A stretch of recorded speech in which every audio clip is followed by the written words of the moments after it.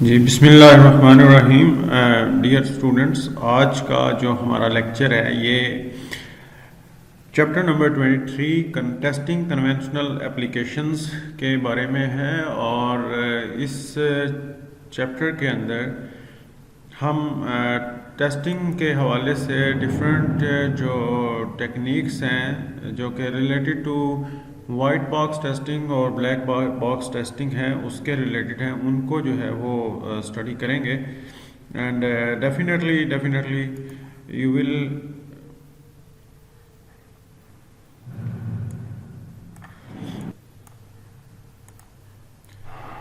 जी। और इसमें आप लोग डेफिनेटली डिफरेंट टेक्निक्स हैं वाइट बॉक्स टेस्टिंग और ब्लैक बॉक्स टेस्टिंग के रिलेटेड उनको सीखेंगे। और उसके लिहाज से यहाँ पे अपना जो डिफरेंट पहलू हैं उनके वाइट बॉक्स और ब्लैक बॉक्स टेस्टिंग की डिफरेंट टेक्निक्स जो यूज़ होती हैं उसके अंदर उसको सीखेंगे।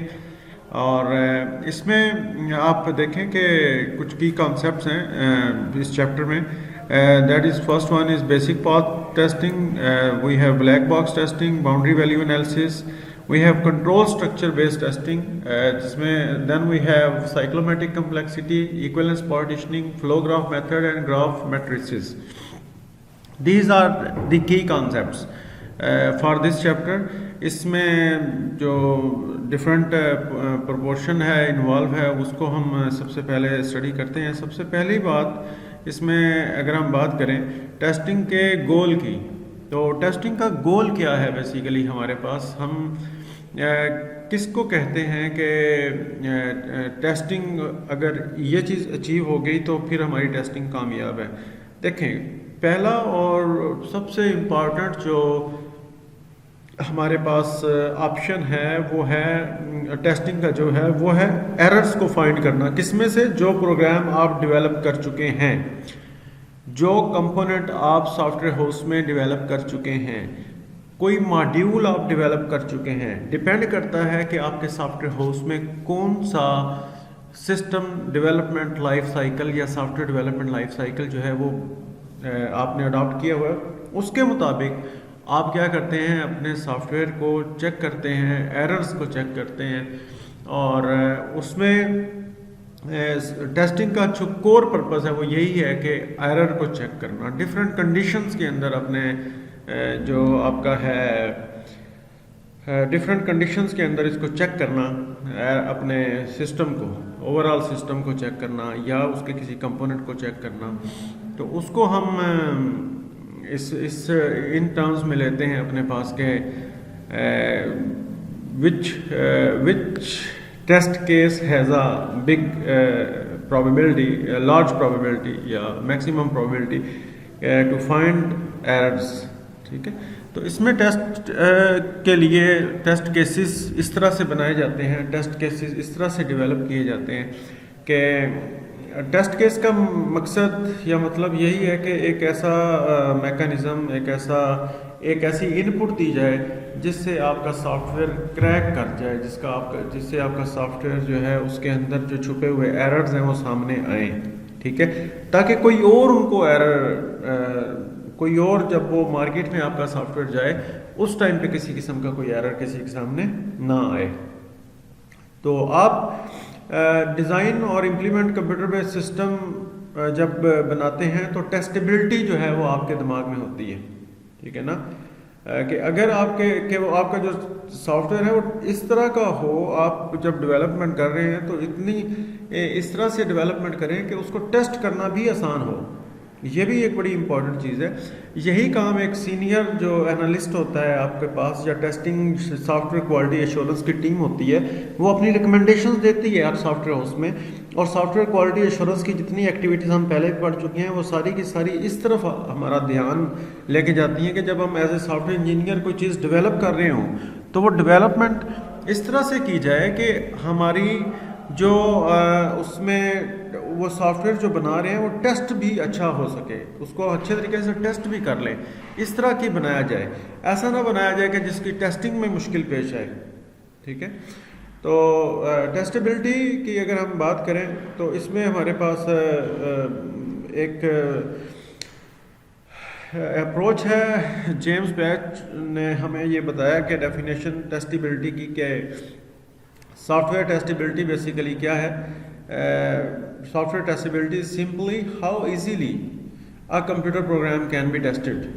ठीक है, इसको टेस्टिबिलिटी यानी एक ability to test, to be to test. ठीक है, किसी भी सॉफ्टवेयर को अगर हम उसके टेस्ट करने की जो सलाहियत है उसको कि उसको हम किस हद तक टेस्ट कर सकते हैं, किसी भी सॉफ्टवेयर को कितना इजीली उसको टेस्ट कर सकते हैं, इसको हम टेस्टेबिलिटी बोलेंगे।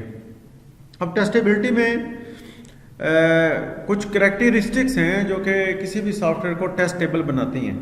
कुछ करैक्टरिस्टिक्स हैं, इनको जस्ट गो थ्रू करते हैं।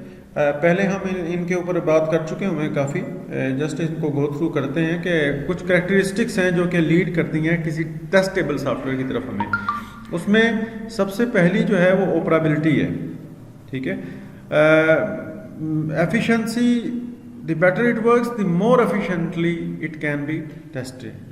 ठीक है, किसी भी सॉफ्टवेयर का जो ऑपरेटिंग मैकेनिज्म है, ठीक है, तो उसमें हमारे पास उसको ऑपरेट करने का, ठीक है, जो ऑपरेशन है या ऑपरेबिलिटी उसकी, हम उसको एफिशिएंटली जब मैनेज करते हैं तो उस टाइम पे हमारे जहन में ये चीज़ बड़ी इंपॉर्टेंट आती है कि operability there must, your software must be operable.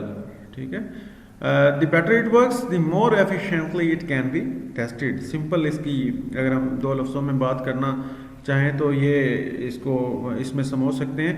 तो आगे उसने कहा कि if a system is designed and implemented with quality in mind, relatively few bugs will block the execution of tests, allowing testing to progress without fits and starts. ठीक है जी, without fits का क्या मतलब है यहाँ पे? विदाउट फिट्स कहते हैं झटकों के को। ठीक है, उर्दू में अगर हम बात करें, ठीक है, तो किसी किस्म के प्रॉब्लम के बगैर हमारी टेस्टिंग जो है वो प्रॉपर वे में जा सकती है। इसी तरह आगे हमारी एक करेक्टरिस्टिक है ऑब्जर्वेबिलिटी। ठीक है, आपको जो चीज़ नज़र आती है आप उसी को टेस्ट कर सकते हैं ना। तो कंपोनेंट्स की विजिबिलिटी लोगों के सामने या उसकी ऑब्जर्वेबिलिटी जो है, जो उसका बिहेवियर है आपके सॉफ्टवेयर का, वो जो है बड़ा इम्पॉर्टेंट है कि वो आपके सामने कुछ ना कुछ हो जिसको आप टेस्ट कर सकें। ठीक है, ये बड़ी इम्पॉर्टेंट है। इसमें आप और इसमें काफ़ी उसने आगे मिसाल दी है कि inputs provided as part of testing procedure, distinct outputs. ठीक है, डिस्ट्रिक्ट अलग अलग आउटपुट जो है हर एक की जो है वो हर इनपुट के अगेंस्ट जो है वो प्रोड्यूस होती है। System states and variables are visible और क्यूरिएबल ड्यूरिंग एग्जीक्यूशन। किसी भी वेरिएबल को या स्टेट के ऊपर कोई आपका सिस्टम है उसको क्यूरिएबल हो, एग्जीक्यूशन के टाइम पे हम उसको कांटेक्ट कर सकें उस सिस्टम को टेस्ट करते हुए, ये बड़ी इंपॉर्टेंट चीज़ है। Incorrect output is easily identified. जो भी इनकरेक्ट आउटपुट आएगी हमारे सामने उसको हम आसानी से आइडेंटिफाई कर लेंगे। Internal errors are automatically detected and reported. Source code is accessible, source code accessible हो। ठीक है, तो ये ऑब्जर्वेबिलिटी में चीज़ आती है। Controllability, the better we can control the software the more the testing can be automated and optimized. ठीक है, इसमें जितने भी हमारे पास आउटपुट्स हैं that can be generated through some combination of input and input output formats are consistent and structured. All code is executable through some combination of input। यानी जितनी भी इनपुट्स हैं उनको हम उसका जो है इनपुट जो है उसको कंट्रोलिंग वे में जो है वो दे सकें और उसका जो रिजल्ट है वो भी हम अपने सामने ला सकें। ये चीज़ बड़ी इंपॉर्टेंट जो है वो चीज़ है। ठीक है, the better we can control the software the more the testing can be automated and optimised.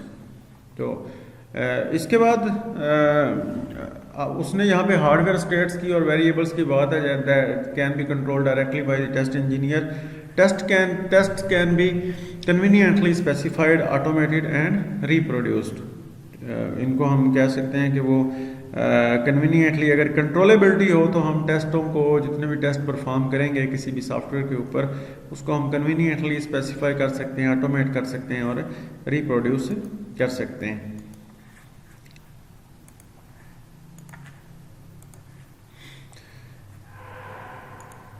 जी, इसके बाद हमारे पास एक पोर्शन है डीकम्पोजिबिलिटी।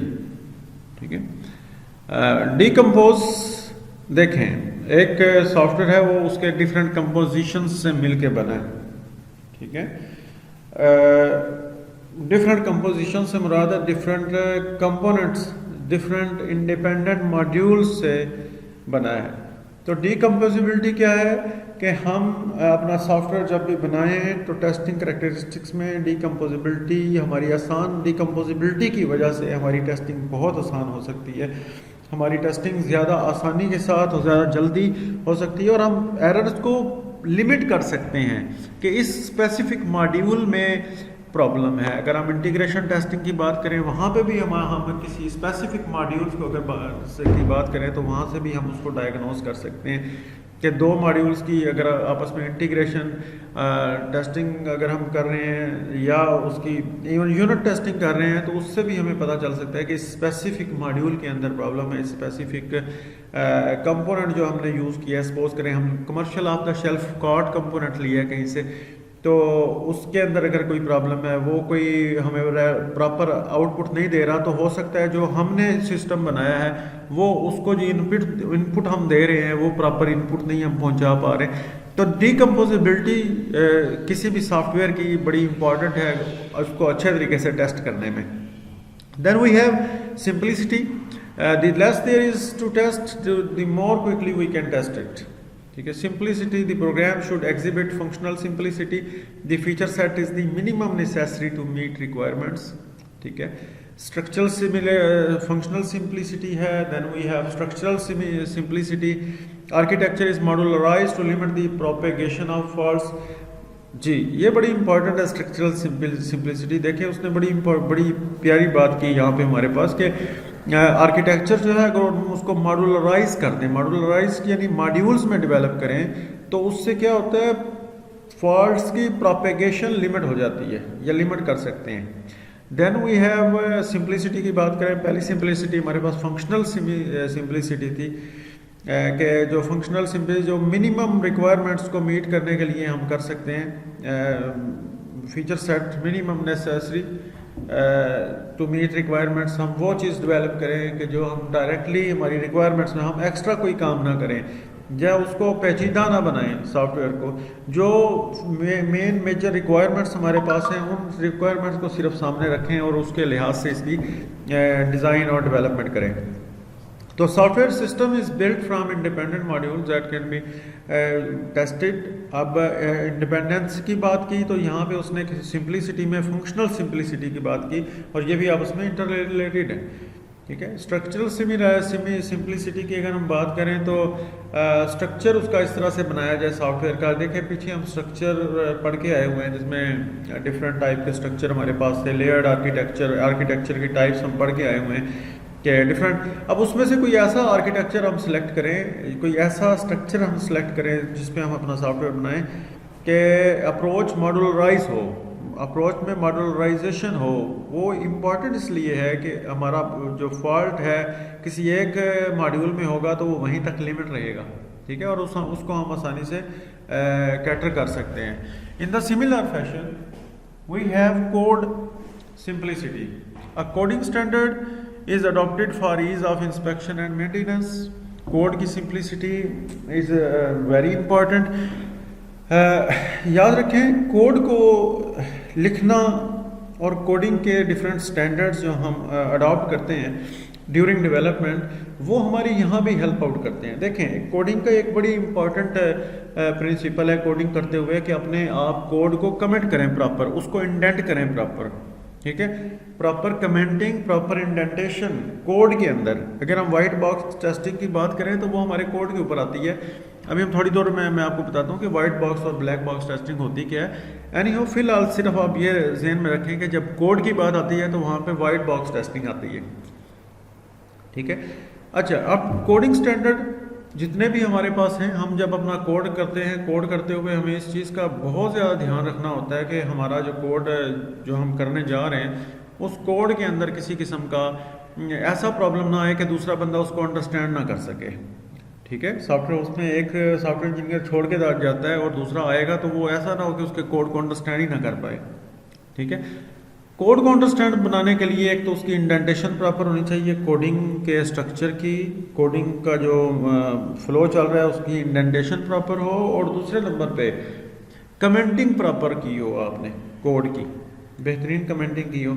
तो उसको ध्यान में रखेंगे, कोड को सिंपलेस्ट बनाया जाए, सिंपल वे में कोड किया जाए, class based approach, object oriented approach रख के उसको यूज़ किया जब डेवलप किया जाता है तो वो डेफिनेटली सिंपल होता है, ठीक है। Then we have stability. किसी की जो चेंजेस हैं सॉफ्टवेयर के अंदर बार बार वो अफेक्ट करती हैं टेस्टिंग को भी, ठीक है। तो यहाँ पे उसने कहा कि the fewer the changes the fewer the disruption to testing, changes to the software are infrequent, controlled when they do occur and do not invalidate existing test, the software recovers well from failures. अगर आप बार बार change नहीं करते, एक दफ़ा test किया फिर आपने change कर दिया सॉफ्टवेयर को, आपने रिक्वायरमेंट्स प्रॉपरली इंटीग्रेट अपने सिस्टम में नहीं की थी, उनको यूज़र सेटिस्फाई नहीं हुआ तो आपको चेंज करना पड़ा कंपोनेंट। उसकी हालांकि टेस्टिंग भी हो चुकी थी लेकिन क्या हुआ, दोबारा से वो उसको टेस्टिंग करना पड़ा, स्टेबिलिटी नहीं है जिसकी वजह से, ठीक है। तो डेफिनेटली स्टेबिलिटी ना होने की वजह से आप अफेक्ट करते हैं, क्या चीज़ अफेक्ट करती है सबसे ज़्यादा, आपकी कॉस्ट, क्योंकि बार बार टेस्टिंग करनी पड़ रही है ना आपको, ठीक है। चेंजेस कम होंगी, डिसरप्शंस टेस्टिंग में कम होंगी, ठीक है। तो ये चीज़ें जो हैं बड़ी इंपॉर्टेंट है दोनों, इसको आप जहन में रखिएगा। Then we have understandability, the more information we have the smaller we will test, ठीक है। हम टेस्ट केसेस डेफिनेटली डेवलप करते हैं अपनी अंडरस्टैंडिंग के मुताबिक। अगर हमारे पास सॉफ्टवेयर की अंडरस्टैंडिंग, जो उसके स्ट्रक्चर की अंडरस्टैंडिंग या उसके आर्किटेक्चर डिज़ाइन जो है, ठीक है, उसके कंपोनेंट्स की, उसको अगर हम स्मार्टर वे में या उसको अंडरस्टैंडेबल वे में है तो उसको उसके लिए हम जो हमारी जो डॉक्यूमेंटेशन है, हमारी जो रिलेटेड टू सॉफ्टवेयर जो डेवलप हुआ है और उसकी अंडरस्टैंडेबिलिटी इन्हांस्ड है, तो हम उसके लिए अच्छे टेस्ट केसेस डिज़ाइन करते हैं। और उन टेस्ट केसेस को डिज़ाइन करना बेसिकली बड़ा डिपेंड करता है कि आप उस सॉफ्टवेयर को कितना अंडरस्टैंड करते हैं। अगर वेल अंडरस्टैंड टेस्ट आपका मतलब सॉफ्टवेयर को आप वेल अंडरस्टैंड कर रहे हैं तो उसके लिए उतना ही स्मार्टर टेस्ट किया जा सकता है, यानी टेस्ट केस बनाया जा सकता है। टेस्ट केस में बार बार लफ्ज़ यूज़ कर रहा हूँ। टेस्ट केस का मतलब होता है कि कोई ऐसी कंडीशन जो आप सॉफ्टवेयर को देते हैं जिससे सॉफ्टवेयर की कोई भी फंक्शनैलिटी टेस्ट हो सके। सॉफ्टवेयर की कोई भी फंक्शनैलिटी को टेस्ट करने के लिए, किसी भी फंक्शनैलिटी को टेस्ट करने के लिए जो क्राइटेरिया आप बनाते हैं उसको टेस्ट केस बोलते हैं, ठीक है। Technical documentation is instantly accessible, well organized, specified and detailed and accurate. Definitely technical documentation जो साथ साथ है वो अगर प्रॉपर और एक्यूरेट होगी तो उससे हमारी अंडरस्टैंडेबिलिटी इंप्रूव होगी, डेफिनेटली उससे हमारे टेस्ट केसेस अच्छे लिखे जाएंगे और स्मार्टर लिखे जाएंगे। ये जो एट्रीब्यूट्स हैं ये सजेस्ट किए गए थे बाज की तरफ से, ठीक है। जेम्स ऊपर जो हमारे पास ऑथर हैं इस स्पेसिफिकली टेस्टेबिलिटी की अगर हम बात करें तो उन्होंने जो हमें ये दिए थे डिफरेंट पोर्शंस, इनको जेम्स इन्होंने जो है ये किया था और इसको हम क्या कर सकते हैं, इजीली टेस्ट कर सकते हैं। ये टेस्टेबिलिटी के डिफरेंट फीचर्स हैं, ठीक है।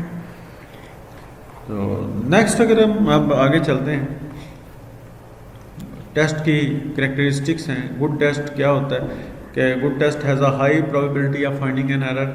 Then we have if we have good test it should not be redundant, redundancy यानी कॉपिंग उसकी जो मल्टी डुप्लीकेशन है वो नहीं होनी चाहिए। A good test should be best of breed, ठीक है। जो सिमिलर इंटेंट के, टाइम के और रिसोर्सेज लिमिटेशंस के साथ टेस्ट होते हैं वो एक ही तरह के जो होते हैं, वो उससे मुख्तलिफ सारी फंक्शनैलिटीज़ जो हैं वो एक ही दफ़ा टेस्ट हो सकती हैं, ऐसा भी मुमकिन है, ठीक है। तो इसलिए उसने लिखा है कि a good test should be best of breed, ठीक है। In a group of test that have a similar intent, time and resource limitations may dictate the execution of only those tests that has the highest likelihood of uncovering a whole class of errors, ठीक है। एक आगे इसके ऊपर एक छोटी सी बात आएगी कि हम स्पेसिफिकली हम इक्विवेलेंस पार्टीशनिंग को देख रहे होंगे, एक मेथड है ब्लैक बॉक्स टेस्टिंग का। तो इसमें यहाँ पे जो बात की गई है कि होल क्लास ऑफ एरर्स, तो हमें एक ऐसा टेस्ट जनरल लिख सकते हैं हम कि जो हम मुख्तलिफ किस्म के एरर, सपोज आपने कोई एरर फाइंड करना है सिंटैक्स चेक करने के लिए कि क्या कोई सिंटैक्स का एरर तो नहीं आता हमारे किसी भी इनपुट बॉक्स के अंदर, तो एक जेनेरिक टेस्ट लिख दें तमाम सॉफ्टवेयर के लिए, जितने भी उसके टेक्स्ट बॉक्स हैं उन सब के लिए। ऐसा ना हो कि आप हर जगह जाके बार बार टेस्ट लिख रहे हैं, ठीक है। तो एक good test should be best of breed, यानी वो एक डोमेन के लिए एक बेस्ट टेस्ट एक ही लिखा जाए, तो एक से ज़्यादा भी हो सकता है लेकिन वो कम हो, और उसमें वही बात ऊपर रिडंडेंसी वाली भी आ जाती है। A good test should be neither too simple neither too complex, ठीक है। ना उसको ज़्यादा कम्प्लेक्स होना चाहिए और ना ज़्यादा सिंपल होना चाहिए। तो लेकिन इसमें यह हो सकता है कि हम series of test into one test कर सकते हैं, और the possible side effect associated with this approach में मास्क एरर्स, यानी एरर्स ऐसे आ सकते हैं कि वो नज़र ही ना आए। मास्क एरर यानी उनके ऊपर मास्क आ सकता है जिसकी वजह से हम उनको वो फिर अनकवर नहीं कर सकेंगे एरर्स को, ठीक है। इस टेक्निक को ये कम्बिनेशन वाली जो अप्रोच है इसको यूज़ करने से ये प्रॉब्लम हो सकता है। तो in general each test should be executed separately, हम सेपरेटली हर एक टेस्ट को कर सकते हैं। अच्छा, ये जो सेफ होम के रिलेटेड है इसने यहाँ पे दिया हुआ है ना, द सीन विनोद क्यूबिकल, उसके रूम में प्लेयर्स कौन कौन से हैं, कन्वर्सेशन उनकी आपस में क्या होगी, ये लाजमी आप पढ़िएगा। अच्छा, अब यहाँ पे एक बड़ी इंपॉर्टेंट चीज़ हमारे सामने आई है, इसमें internal and external views of testing है। टेस्टिंग के दो व्यूज़ हैं जी, एक इंटरनल व्यू है और एक एक्सटर्नल व्यू है। किस तरह से मिला एक्सटर्नल और इंटरनल व्यू है, ठीक है। किस तरह से हम उसको कह सकते हैं कि ये एक्सटर्नल व्यू है और इंटरनल व्यू है। एक्सटर्नल व्यू वो वाला सॉफ्टवेयर का व्यू जो हमें सामने से नज़र आ रहा है, ठीक है। सॉफ्टवेयर का वो वाला व्यू जो हमें सामने से नज़र आ रहा है। मेरे सामने एक suppose I have a website, web based application है, उसका जो इंटरफेस मेरे सामने आता है that is the external view. और इंटरनल व्यू की हम बात करें तो उसके कोड की फिर हमें बात करनी पड़ती है, ठीक है। अब इसने लिखा है कि any engineered product can be tested in one of the two ways, ठीक है। दो तरीकों से हम किसी को भी टेस्ट कर सकते हैं, ठीक है। वो टू वेज कौन कौन से हैं? The first one is knowing the specified function that a product has been designed to perform. Test can be conducted that demonstrate each function is fully operational while at the same time searching for errors in each function. एक ये option है हमारे पास, ठीक है। इसको ये हमारा internal view, ठीक है। देन ये हमारा एक व्यू आ गया, ठीक है, उस जिसमें हम हर फंक्शनल लेवल पे उसको टेस्ट करते हैं। सेकंड में क्या चीज़ आती है? Knowing the internal working of a product, test can be conducted to ensure that all gears match, that is internal operations are performed according to the specifications and all internal components have been adequately exercised. तो ये दोनों चीज़ें बड़ी important है इसमें, ये internal view है और वो क्या था, एक्सटर्नल व्यू, ठीक ठीक है, इंटरनल और external view. Internal view corresponds to white box testing, इसको वाइट बॉक्स टेस्टिंग कहते हैं, और जो एक्सटर्नल व्यू है उसको हम ब्लैक बॉक्स टेस्टिंग कहते हैं। जो एक्सटर्नल व्यू है, जो ऊपर फंक्शंस की बात की गई है। तो the first test approach takes an external view and is called black box testing. The second requires an internal view and is termed as white box testing. ठीक है, अब इधर कुछ बात उन्होंने की है ब्लैक बॉक्स टेस्टिंग की। ठीक है, जो ब्लैक बॉक्स टेस्टिंग है वो इंटरफेस को, बेसिकली सॉफ्टवेयर के इंटरफेस को एग्जामिन करती है, और ब्लैक बॉक्स टेस्ट जो है वो एग्जामिन करता है जो fundamental aspect of a system with little regard for the internal logical structure of the software. अगर हम बात करें इसमें ब्लैक बॉक्स टेस्टिंग की, तो इसमें हमारे पास जो है वो जितने भी इंटरफेसेस हैं, आपकी वेब एप्लीकेशन है या आपकी डेस्कटॉप एप्लीकेशन है या कोई सी भी एप्लीकेशन आपने बनाई है, आपने एप्लीकेशन बनाई है, कोई एंड्रॉयड एप्लीकेशन बनाई है, उसकी अगर हम बात करें तो उस लिहाज से अगर हम इसको देखें तो हमारे पास ये जितनी भी टेस्टिंग इंटरफेस की होगी वो ब्लैक बॉक्स टेस्टिंग के ज़ुमरे में आएगी। उसके क्राइटेरिया में हम फॉल करेंगे ब्लैक बॉक्स टेस्टिंग में। तो वाइट बॉक्स टेस्टिंग जो है बेसिकली प्रोसीजरल डिटेल के ऊपर जो है वो फोकस करती है। प्रोसीजरल डिटेल से मुराद है लॉजिकल पाथ, जो आपने कोडिंग करते हुए अडॉप्ट किया है कि कहीं पे लॉजिकल पाथ में या कहीं पे कोई प्रॉब्लम तो नहीं है। ठीक है, कंपोनेंट्स की जो कोलैबोरेशन होती है वो उसको हम टेस्ट कर लेते हैं by exercising specific set of conditions या लूप्स को। ठीक है, जो लूप्स आपने लगाई होती हैं, जो कंडीशंस आपने लगाई होती हैं, उन लूप्स और उन कंडीशंस को उनके पाथ को टेस्ट किया जाता है। ठीक है, डिफरेंट इनपुट्स दे के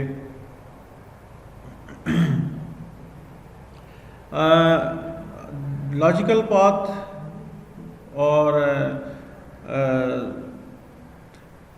इसमें एक बड़ी इंपॉर्टेंट चीज़ आई यहाँ पे, उसने एक बड़ी इंपॉर्टेंट चीज़ है उसने यहाँ पे मेंशन किया। Unfortunately exhaustive testing presents certain logistical problems for even smaller programs the number of possible logical path can be very large. Exhaustive testing अगर हम हर पाथ की टेस्टिंग करेंगे ना आपके सॉफ्टवेयर के अंदर, तो वो बहुत बड़ा नंबर उस पर चला जाएगा। ठीक है, इसने यहाँ नीचे उसकी मिसाल भी दी है एग्जॉस्टिव टेस्टिंग की, जो इन्फो प्रोवाइड की है। उसने यहाँ पे कहा है कि अगर हम 100 लाइन प्रोग्राम सी लैंग्वेज का है, ठीक है, उसकी डाटा डिक्लेरेशन के बाद प्रोग्राम जो है वो उसके अंदर 2 नेस्टेड लूप्स हैं जो कि 1 से 20 दफ़ा तक चलती हैं दोनों। अब उनकी जो इनपुट कंडीशन स्पेसिफाइड है उसके मुताबिक ही वो चलेंगी डेफिनेटली। अब इंटीरियर लूप जो है उसके अंदर, यानी जो नेस्टेड लूप के अंदर जो लूप है, जो इंटीरियर लूप है, that has 4 if then else constructs जो उसको रिक्वायर है, और they are approximately 10 to the power 14 possible paths that may be executed in this program। यानी उसके अंदर 10 की पावर 14 पॉसिबल पाथ्स हैं जो कि एग्जीक्यूट होते हैं उस प्रोग्राम के अंदर, यानी एक कम्प्लेक्स प्रोग्राम की बात कर रहे हैं। To put this number in perspective we assume that a magic test processor, magic because no such processor exists, has been developed for exhaustive testing. कोई ऐसा प्रोसेसर है जो कि मैजिक प्रोसेसर है, क्योंकि अभी तक तो ऐसा बनाया नहीं जा सका जो उस तरह कर सके। आगे बात करते हैं कि वो कौन सा प्रोसेसर है। तो processor can develop a test case, execute it and evaluate the result in 1 millisecond, working 24 hours a day 365 days a year। the processor would work for 3170 years to test the program। ठीक है, यानी इतनी complexity involve है इसमें। अगर हम exhaustive testing करें, हर path को हर डिटेल को करना चाहें तो वो इस तरह से हमें करना पड़ेगा। और therefore it is reasonable to assert that exhaustive testing is impossible for large software systems। ठीक है, टेस्टिंग हम इतनी ज़्यादा उसमें नहीं करेंगे कि जो लार्ज सॉफ्टवेयर सिस्टम्स के लिए एग्जॉस्टिव हो। सबसे पहले बेटा सबसे पहले स्टूडेंट्स हम बात करते हैं वाइट बॉक्स टेस्टिंग की। ठीक है, वाइट बॉक्स टेस्टिंग जैसे कि आपको बताया, समटाइम्स हम इसको ग्लास बॉक्स टेस्टिंग भी कहते हैं और स्ट्रक्चरल टेस्टिंग भी कहते हैं। इसको अल्टरनेटिवली ये नाम दिए जाते हैं, इस चीज़ को ध्यान में रखिएगा। टेस्ट केस डिज़ाइन फ़िलासफ़ी है ये, जो कि कंट्रोल स्ट्रक्चर को यूटिलाइज करती है और कंपोनेंट लेवल डिज़ाइन को देखती है और उसके रिलेटेड टेस्ट केसेस हम डिज़ाइन करते हैं। इसमें ये 3 बातें बड़ी इंपॉर्टेंट है, 4 बातें उसने लिखी हैं कि आप जब वाइट बॉक्स टेस्टिंग यूज़ करते हैं, आप टेस्ट केसेस को डिराइव कर सकते हैं। You can derive test cases that, पहले नंबर पे guarantee that all independent paths within a module have been exercised at least once. Number 2 पे exercise all logical decisions on their true and false sides. True और false को आप test कर लेते हैं, दोनों साइड्स को। Then we execute all loops at their boundaries and within their operational bounds. ठीक है, यानी बाउंड्रीज आपने सपोज एक लूप लगाया, आपने लूप में क्या कंडीशन रखी, ए स्टार्ट होता है 0 से एक variable, a less than equal to 10, तो आप उसको 11 दे के देख लें, बाउंड्रीज की बात कर रहे हैं ना। ठीक है, execute all loops at their boundaries and within their operational bounds, यानी 0 से लेकर 10 तक जो है वो आप उसको इनपुट्स दे के देख लेते हैं, उसके दरमियान बाउंड्रीज से बाहर भी और बाउंड्रीज से पहले भी। Then exercise internal data structures to ensure their validity, ये एक इम्पॉर्टेंट टास्क है। तो ये इसमें वाइट बॉक्स टेस्टिंग में जो सबसे पहले आगे हमारे पास अप्रोचेज आ रही हैं, उसमें बेसिक पाथ टेस्टिंग है। ठीक है, बेसिक पाथ टेस्टिंग जो है, इसमें आगे कुछ टेक्निक्स हम उनका तज़किरा करेंगे बेसिक पाथ टेस्टिंग के को सामने रखते हुए। कुछ हमारे पास प्रोसीजरल डिटेल्स हैं, उनको हम सामने रखेंगे। ठीक है, तो बेसिक पाथ टेस्टिंग के में अगर हम सबसे पहले तो ये देखेंगे कि फ्लो ग्राफ नोटेशन क्या होती है। ठीक है, किसी भी प्रोग्राम की ये फ्लो ग्राफ नोटेशन में अगर हम देखें, the structured constructs in flow graph form. सबसे पहले सीक्वेंस, जो भी सीक्वेंस हम फॉलो करते हैं, हमारा कोड के अंदर सीक्वेंस होता है कि पहले ये वाला काम, then we have the arrow and the next node. ठीक है, एज और नोड की अगर हम बात करें यहाँ पे, तो सबसे पहला ये जो ब्लू कलर का हमें नज़र आ रहा है, इसको यहाँ से काम स्टार्ट हो रहा है। ये ब्लैक जो है ये आगे इंटरनल एजेस हैं। ठीक है, तो ये सीक्वेंस है, एक के बाद अगला जो कोडिंग कंस्ट्रक्ट है वो लिखा जाता है। ठीक है, तो then we have if structure,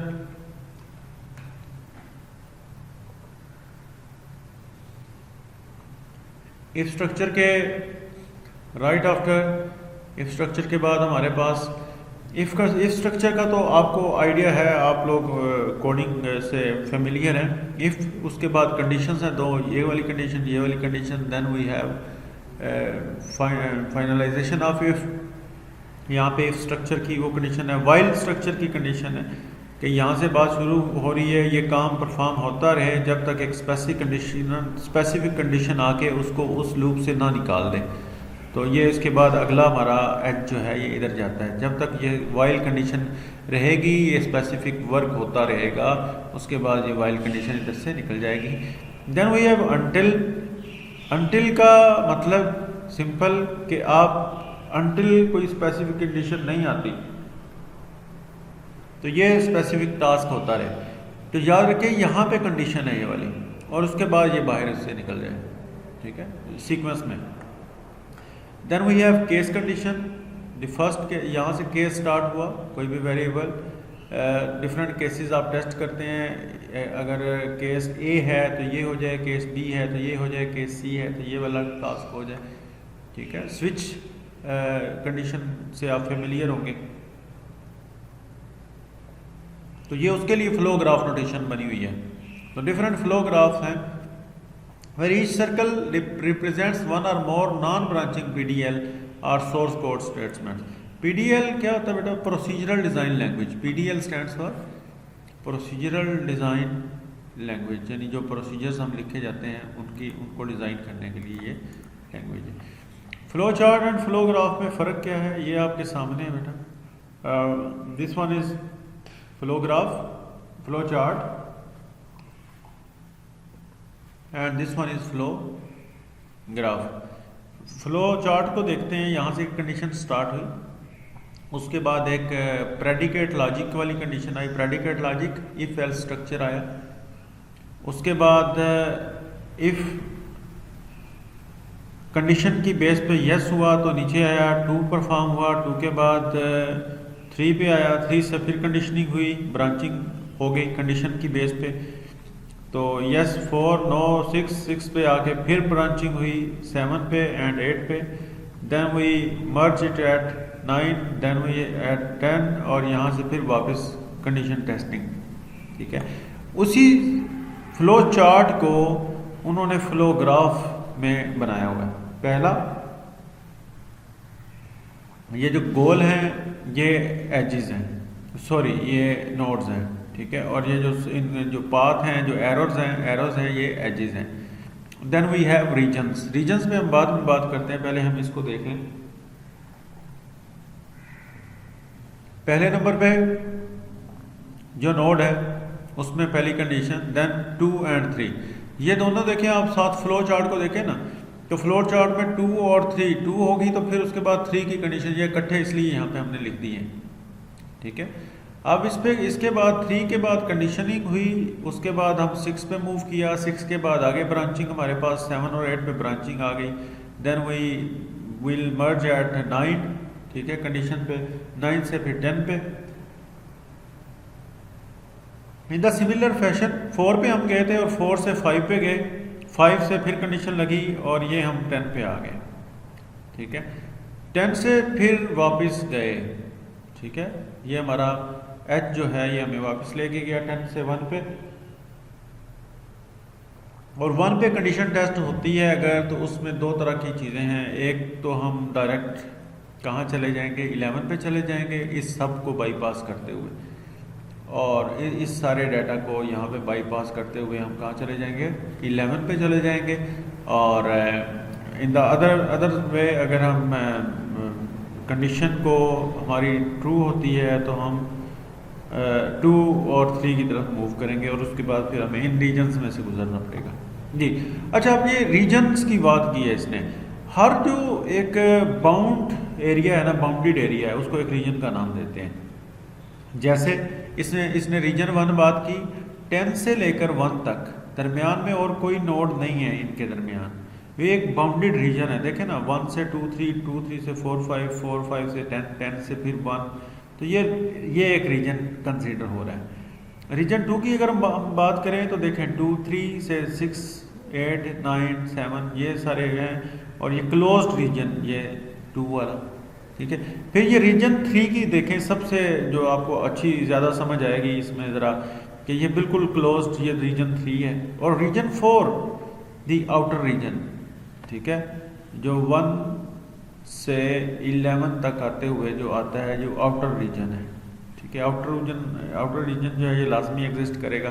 तो we have 4 region in this, R1 R2 R3 and R4। अच्छा, हम इसमें आगे चलते हैं थोड़ा सा।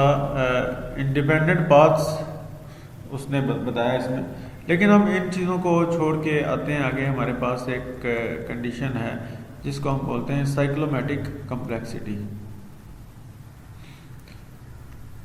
जी।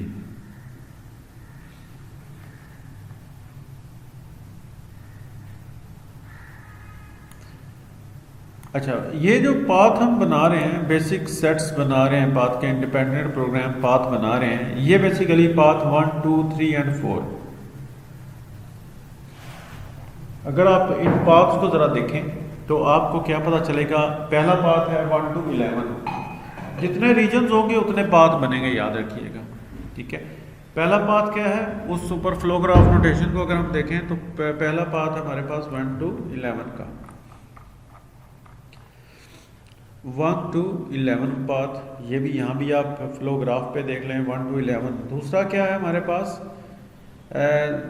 दूसरे की अगर हम बात करें, वी हैव अनदर दी 1, 2, 3, 4, 5, 10।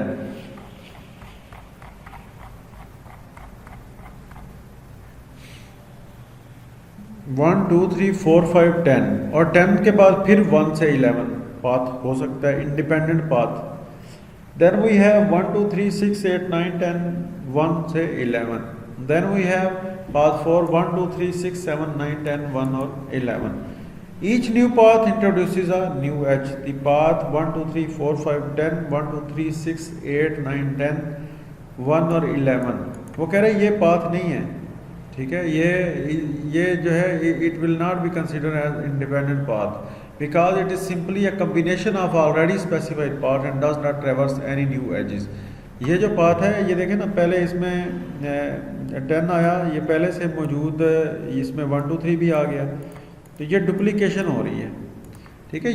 ये सारे जो हैं ये इंडिपेंडेंट पाथ हैं, यानी इसके पाथ के अंदर डुप्लीकेशन आ रही है। 1 to 11 तो ऑलरेडी आप कह रहे होंगे शायद इनमें भी नहीं, ये 1 to 11 तो ऑलरेडी सेपरेट पाथ है ना इसमें, जिसको 10 पे पहुंचने के बाद जो है आप इस पे आते हैं, तो ये सारा पाथ जो है ये सेपरेट एक पाथ कंसीडर नहीं होगा, ये सेपरेट पाथ, ये डिफरेंट पाथ का मजमूआ कह सकते हैं हम इस वाले पाथ को, ठीक है।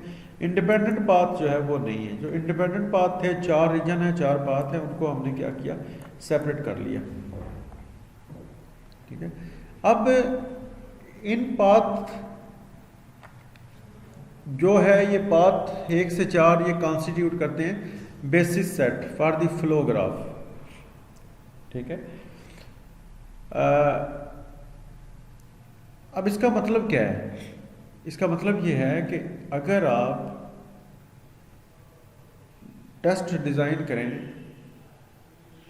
ऐसा टेस्ट डिज़ाइन करें जो कि उन पाथ के ऊपर एग्जीक्यूट करें, ठीक है। इससे क्या होता है कि every statement in the program will have been granted to be executed at least one time and every condition will have been executed on its true and false sides. It should be noted that the basis set is not unique. In fact, a number of different basis sets can be derived for a given procedural design. ये बहुत important चीज़ है, इसको highlight कर लें आप लोग भी। तो how do you know how many paths to look for?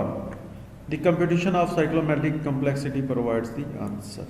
ये चीज़, तो अब हमें पता चलेगा साइक्लोमेटिक कम्प्लेक्सिटी क्या है, ठीक है। Cyclomatic complexity is a software metric that provides a quantitative measure of the logical complexity of the program. Logical complexity किसी भी प्रोग्राम है, किसी भी प्रोग्राम की मेजर करती है।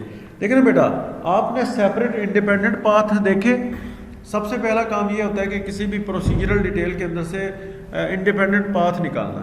जब आप एक दफ़ा इंडिपेंडेंट पाथ निकालते हैं तो आप टेस्ट केस ऐसा डिज़ाइन करते हैं जो उन तमाम पाथ्स के ऊपर चलता है और उन तमाम पाथ्स के ऊपर चलने के बाद उसकी तमाम ट्रू एंड फॉल्स कंडीशंस को टेस्ट कर लेता है, लूप्स को टेस्ट कर लेता है, ठीक है।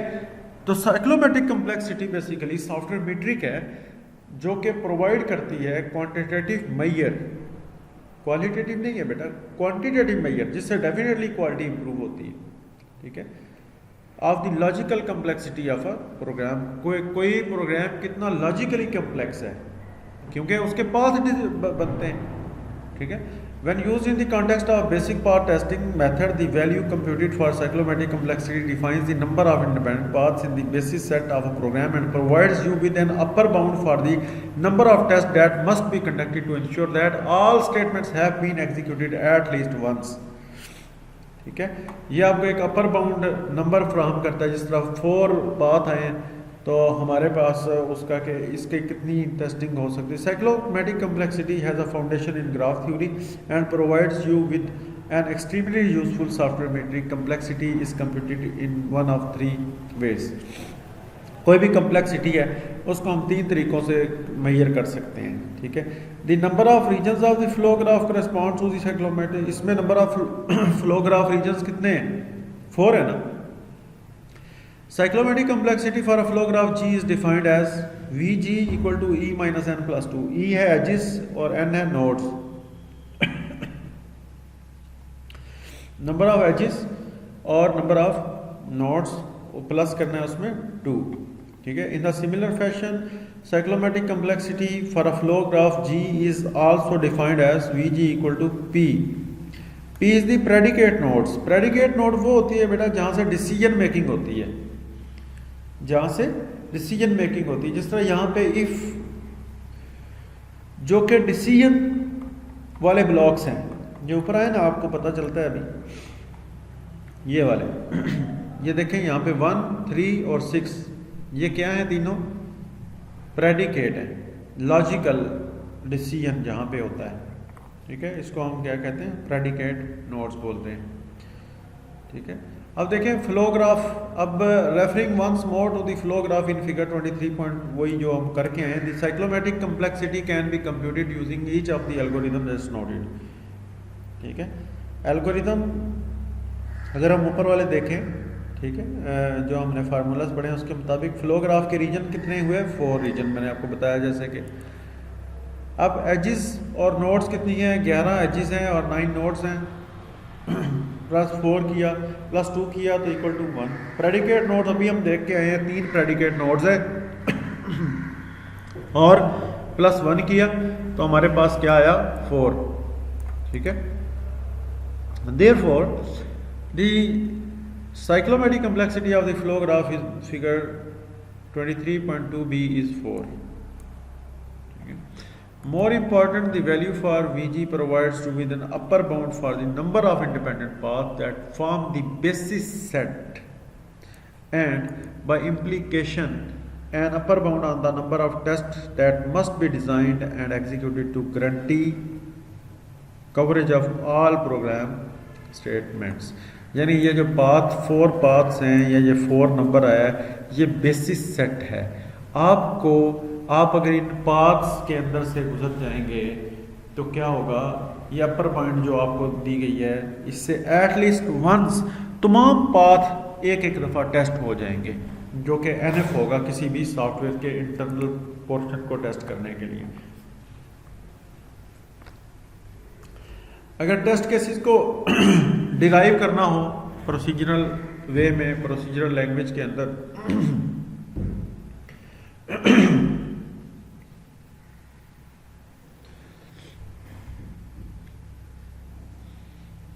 Basic path testing method can be applied to procedural design और टू सोर्स कोड। हम बेसिस पाथ टेस्टिंग मेथड जो ऊपर हमने यूज़ किया है उसको हम प्रोसीजरल डिज़ाइन के ऊपर या सोर्स कोड के ऊपर क्या कर सकते हैं? अप्लाई कर सकते हैं। इस सेक्शन में हम ये देखते हैं कि basis path testing as a series of step, उसको हम देख सकते हैं। आगे इसकी एक एग्जांपल आ रही है। Note that average although an extremely simple algorithm contains compound conditions and loops, the following steps can be applied to derive the basis set। ये कौन से स्टेप्स हैं? Using the designer code as a foundation, draw a corresponding flow graph. सबसे पहला step जो हमने ऊपर करके भी आए हैं।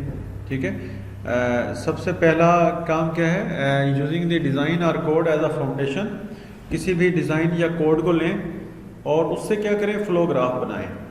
जो कि ऊपर हमारे फ्लो ग्राफ बना हुआ था उस तरह का वो कह रहा है कि PDL के जरिए, referring to the PDL for average in figure 23.4, a flow graph is created by numbering those PDL statements that will be mapped into corresponding flow graph nodes. ये आगे एक हमारे पास 23.4 में PDL विद नोड आइडेंटिफाइड, ये देखें ये एक procedural design language है, किसी लैंग्वेज का कोड है, प्रोसीजरल वे में लिखा हुआ है, एक्चुअल कोड नहीं है। ये देखें इसके डिफरेंट एलिमेंट्स को बनाया गया है और इसके डिफरेंट स्टेटमेंट्स जो प्रेडिकेट स्टेटमेंट्स हैं उनको भी, लूप वाली स्टेटमेंट्स को भी देखा गया है। और आप यहाँ पे देखें ना, इसमें I = 1 ये total input, sum, do while value. अब ये जो वैल्यू लेस देन और ग्रेटर देन -99 लिखा हुआ है, बेटा इस चीज़ को ज़रा देखिएगा, ये बड़ा इंपॉर्टेंट पॉइंट है, मैं इसको हाईलाइट भी कर देता हूँ।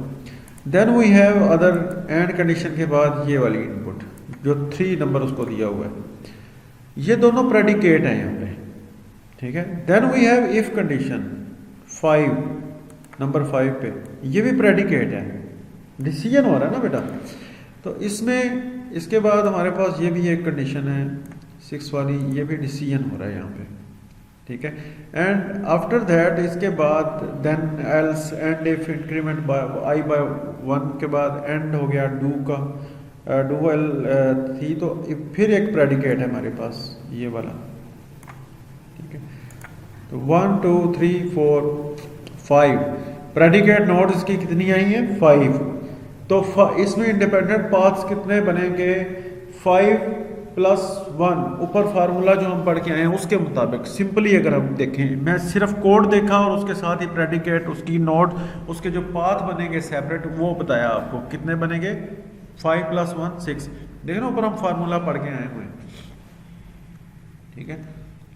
फ्लो ग्राफ बनाने से भी पहले उसको हमने वो कर लिया, 3 प्रेडिकेट नोड थे ना उसके, जो ऊपर एग्जांपल की है उसमें हमने यहाँ से प्रेडिकेट नोड निकालने हैं इस PDL से, ठीक है, क्योंकि हम एक पूरी एग्जांपल नहीं शुरू की है, एक सेपरेट एग्जांपल है रियल टाइम कोड से। तो we have 5 different predicate condition, 5 + 1। तो बाकी जो हमारा डाटा है जिसमें समेशन वाली लाइन तक 1, then 2, then 3, then we have increment this condition 4, then we have 5 6 7। अब ये तीनों चीज़ें इकट्ठी कंसीडर होंगी, and if increment I by 1 ये भी इकट्ठी कंसीडर 8 नंबर पे, एंड डू, इसके बाद ये वाली प्रेडिकेट कंडीशन आ गई, ठीक है। तो एंड इफ तक जो है ये इसने 13 तक जो है ये एंड पे ले गया। उसके बाद हमारे पास एवरेज का फंक्शन एंड हो रहा है, ये वाला याद रखें। प्रोसीजर कौन सा? ये average.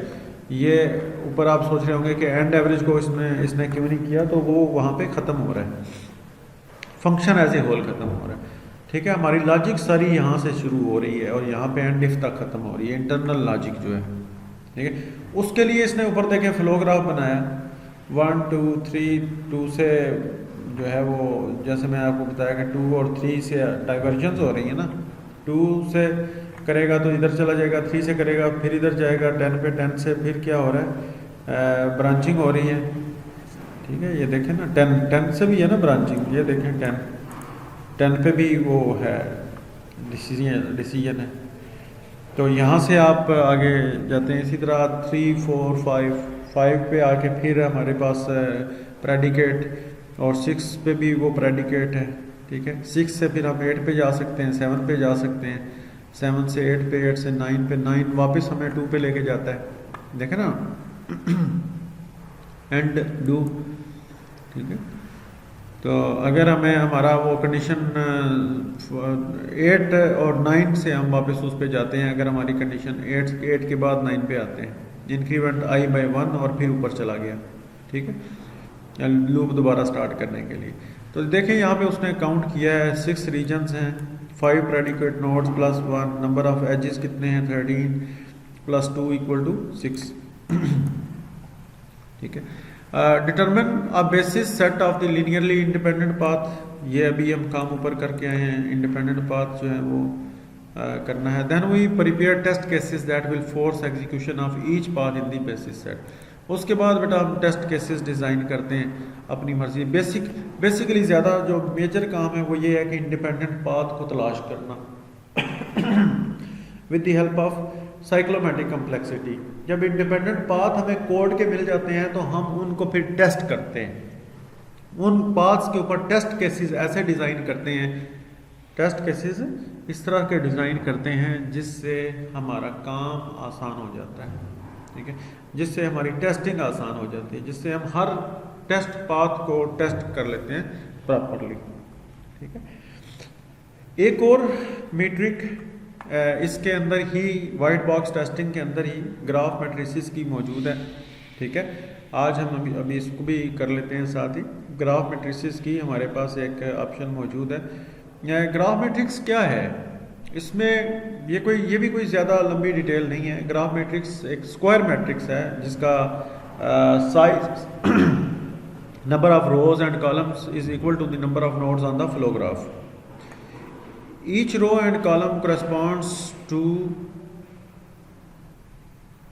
an identified node and matrix entries correspond to connections between nodes. A simple example of a flow graph and its corresponding graph matrix is shown in figure 23.6। अभी हम इसको देखते हैं जी। ये एक फ्लो ग्राफ है बेटा और इसके एजेस को उन्होंने नंबर दिया हुआ है ABCDEFG, ठीक है, और जो नोड्स हैं उनको नंबर दिए हुए हैं। अब ग्राफ मैट्रिक्स किस तरह बनेगा, आप नंबर ऑफ नोड्स को इधर भी लिख लें और इधर भी लिख लें मैट्रिक्स के ऊपर 1 2 3 4 5 एंड 1 2 3 4 5। 1 to 1 कोई कनेक्शन है नहीं है, 1 to 2 कोई कनेक्शन है, 1 to 2 कोई एज जा रहा है नहीं जा रहा, 1 से 3 पे एज जा रहा है, जी एज जा रहा है, कौन सा ए जा रहा है, ठीक है। 1 से 4 जा रहा है, 1 से 5 जा रहा है, कोई नहीं जा रहा जी। देन हम 2 पे आते हैं, ठीक है, ये 2 है, 2 से कोई एज बाहर निकल रहा है, निकल रहा ही नहीं है, कहीं जा ही नहीं रहा, तो फिर ये देख लेना 2 से कोई एज निकल रहा है बाहर, नहीं निकल रहा, उसकी तरफ आ रहे हैं, उससे कोई नहीं निकल रहा, ठीक है। देन 3 पे आए, 3 से इसने यहाँ लिखा हुआ है 2 पे 3 से कहाँ पे जा रहा है, ये देखें डी वाला 2 पे जा रहा है, ठीक है। देन 3 से 4 पे जा रहा है, ये वाला बी। इसी तरह 4 से हम 2 पे जा रहे हैं सी के ज़रिए, 4 से हम 5 पे जा रहे हैं एफ के ज़रिए, ठीक है। देन हम 5 से जा रहे हैं 2 पे जी के ज़रिए, और 5 से हम 3 पे जा रहे हैं ई के ज़रिए, ठीक है। ये एक ग्राफ मैट्रिक्स है, ठीक है। अब इस ग्राफ मैट्रिक्स को, इस लिंक को बनाने का मकसद भी यही है, ठीक है, कि हम इस मैट्रिक्स से ये अंदाज़ा लगा लें, पावरफुल टूल ये बन जाता है। Program control structure during testing, the link weight provides additional information about control flow. In its simplest form the link weight is 1, a connection exists, or 0, a connection does not exist. But link weight can be assigned other more interesting property. कौन सी properties है? The probability that a link will be executed, the processing time expanding during traversal of a link, the memory required during traversal of a link, the resources required during traversal of a link। ये सारी चीज़ें इसके साथ attach की जाती हैं, graph matrix के साथ अटैच की जा सकती हैं। देखें अब एक बात है, हमें हर नोड को अलग अलग देखें, हमें किसको टेस्ट करने की ज़रूरत है? 1 से 3 को, ठीक है, इस ग्राफ मैट्रिक्स के मुताबिक देखा जाए तो। बाकी सारी चीज़ें हमें हर एक के ऊपर जाके टेस्ट करने की ज़रूरत नहीं है। हमारे पास क्या हुआ, प्रोबेबिलिटी लिंक वेट 1 है, इट मीन्स कनेक्शन एग्जिस्ट करता है, ठीक है। तो इससे हम क्या कर सकते हैं, किसी भी लिंक के ऊपर रिसोर्सेज कैसे कैलकुलेट करते हैं, कौन कौन से रिसोर्सेज चाहिए उस लिंक को, ये भी हम इसके साथ अटैच कर सकते हैं।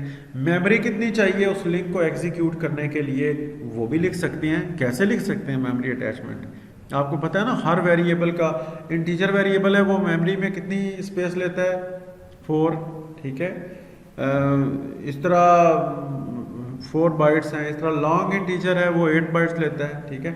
तो हर एक की अलग अलग करैक्टर है, उसका अपना एक है वो कितनी मेमोरी के अंदर स्पेस लेता है। तो डिपेंडिंग अपॉन कि किसी लिंक से किसी लिंक पे जाने के लिए जितने नंबर ऑफ वेरिएबल्स उसमें इन्वॉल्व हैं और कौन कौन से रिसोर्सेज उसको चाहिए कैलकुलेट करने के लिए, वो सारा टाइम भी निकाल के हर एक के साथ अटैच किया जा सकता है। ये एक बड़ा इंपॉर्टेंट एस्पेक्ट है जिससे ग्राफ मैट्रिक्स के ज़रिए भी हम टेस्टिंग कर सकते हैं। इंटरनल कोड की टेस्टिंग की जा सकती है with the help of that graph matrix.